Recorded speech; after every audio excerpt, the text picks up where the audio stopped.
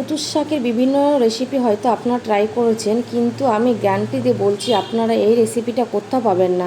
থাকছে একটা simple paste, যেটা এই রেসিপিটার টেস্ট আরও বাড়িয়ে দেয়।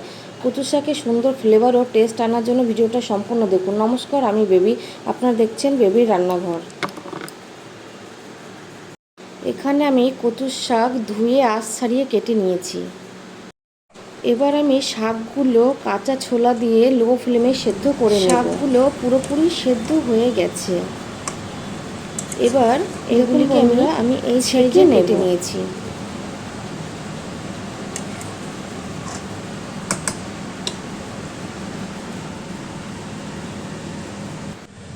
দেখুন, শাক থেকে সব জল বেরিয়ে গেছে।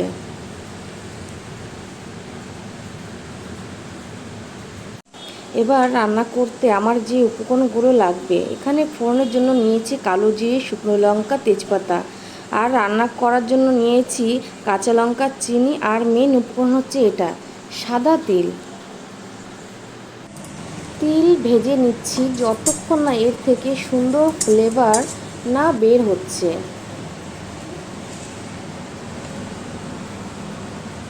তিল ভাজা বেশি ভাজবেন না, কারণ তেতো হয়ে যাবে। হালকা ব্রাউন করে ভাজবেন।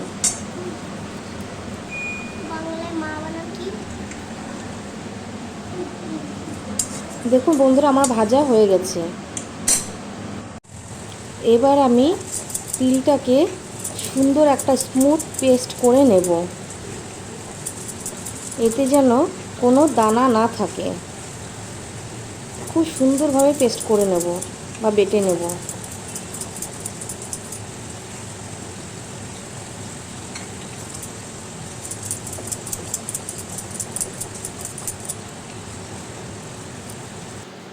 এবার তেল গরম করে দিয়ে দেব ফোড়ন। এর উপরে দেব, ফোড়নগুলো একটু ভাজা হয়ে গেলে এর উপরে আমি দিয়ে দেব কাঁচা লঙ্কা, খুব ভালোভাবে বেটে নিতে হবে। আর দিয়ে দেব হলুদ। হলুদ দিয়ে একটু ভেজে নেব। তারপর দিয়ে দেবো কচুর শাক আর পরিমাণ মতো নুন। নুন দিয়ে ভালো করে নেড়ে চেড়ে লো ফ্লেমে রেখে দেব।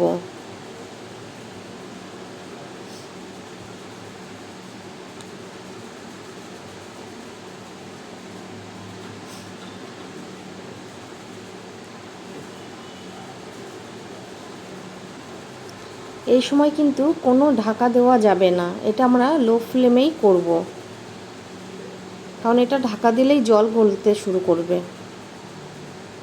তার কারণ আমরা ঢাকা দেব না।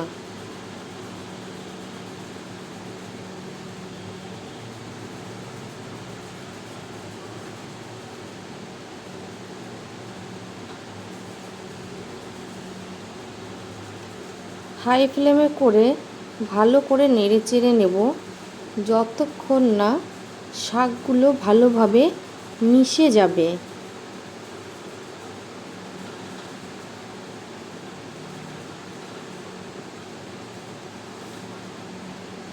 দেখুন বন্ধুরা, ঠিক এইভাবেই কিন্তু আপনারা নেড়ে চেড়ে নেবেন।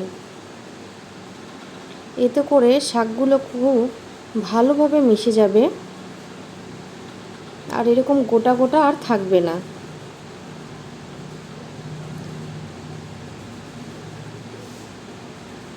এটা যত নেড়ে চেড়ে রান্না করবেন, এটার টেস্টটাও ততটাই সুন্দর হবে।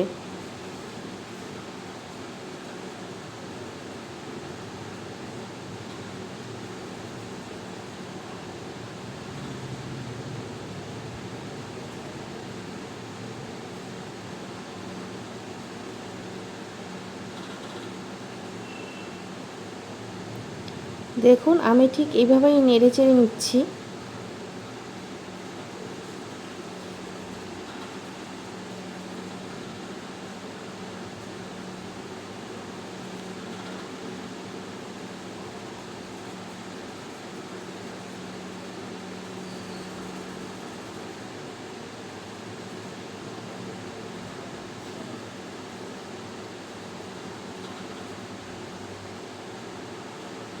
দেখুন এখানে আমি গ্যাসের ফ্লেম হাই করে নেড়েচেড়ে নিচ্ছি।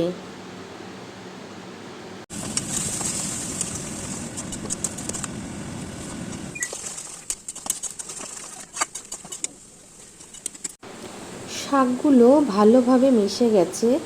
এবার আমি চিনি দিয়ে হাই ফ্লেমে ঠিক এভাবেই নেড়েচেড়ে নেব। আর এটা একটু ঝাল ঝাল আর মিষ্টি মিষ্টি হবে।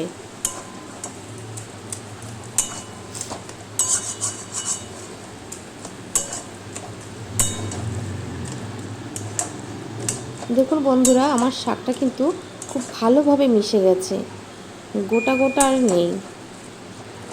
ঠিক এইভাবেই নেড়ে চেড়ে নিতে হবে।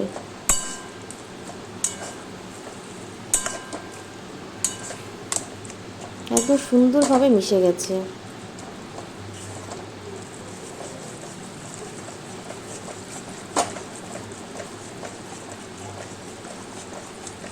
এভাবে করে কিন্তু নেড়ে চেড়ে নেবেন অবশ্যই,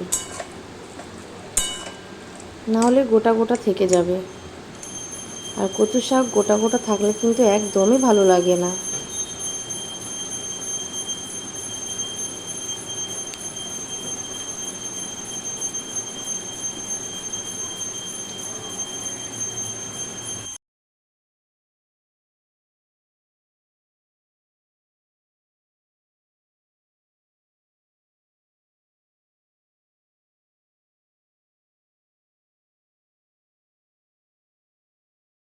এবার দিয়ে দিচ্ছি সেই মেন উপকরণ, ভাজা তিল বাটা।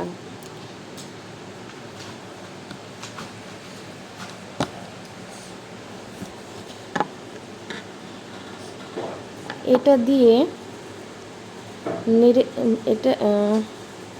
এটা দিয়ে বেশি জাল দেব না, ঠিক এভাবেই নেড়ে চেড়ে নামিয়ে নেব। বেশি জাল দিলে এর ফ্লেভারটা নষ্ট হয়ে যাবে।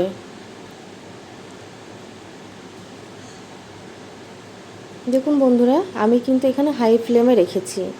হাই ফ্লেমে করেই এটাকে তিল বাটাটা দিয়ে এভাবেই নেড়ে চেড়ে নামিয়ে নেব।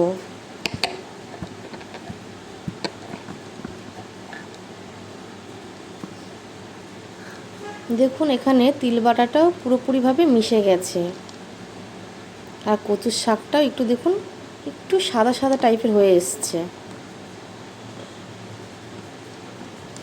এবার আমি এটাকে নামিয়ে নেব,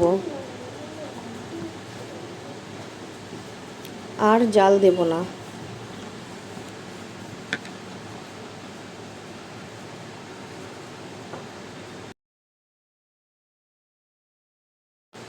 আশা করি এই রেসিপিটা আপনাদের ভালো লাগবে।